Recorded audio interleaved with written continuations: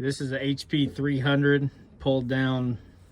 We've removed the head, bowl, the socket liner, the socket, and the eccentric assembly. At this point, you can rotate the crusher sheave and to inspect the pinion gear.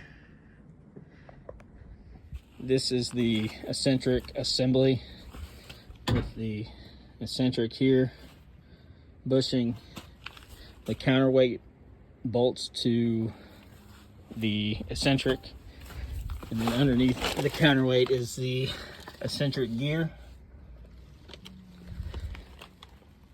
You can lift the counterweight with M16 lifting eyes. It needs 4 of them, and then you can lift it up with a 4-way chain.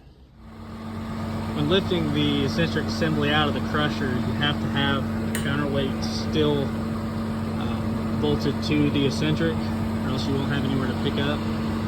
But while it's flying in or out, is a good time you can inspect the gears on the eccentric.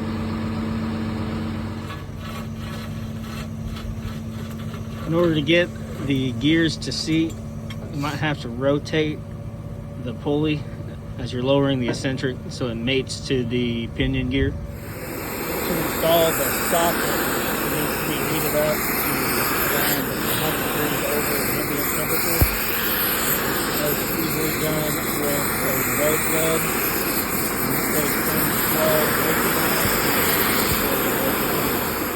Once the socket is installed and bolted down, the socket liner, which needs to be froze either in a freezer or using dry ice or liquid nitrogen, just sits in place and is not bolted in. It fits on these 4 studs with an interference fit.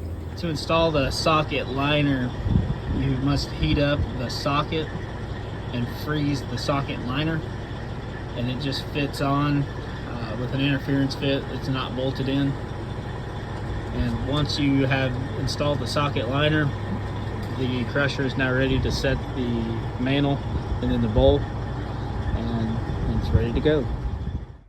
A couple of things to add now that we're not in the field is, once you've reassembled this crusher, obviously you're standing down in the sump.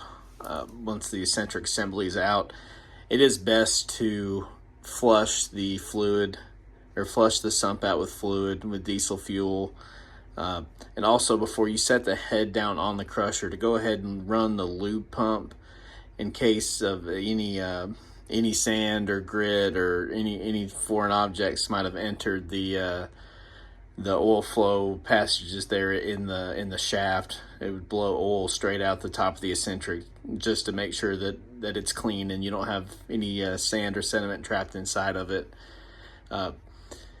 We use diesel fuel. Also, you can flush it with just your 150 oil that goes in the lube system on this crusher, but it would be good practice to always flush it once you get that deep into a crusher and refill with new oil.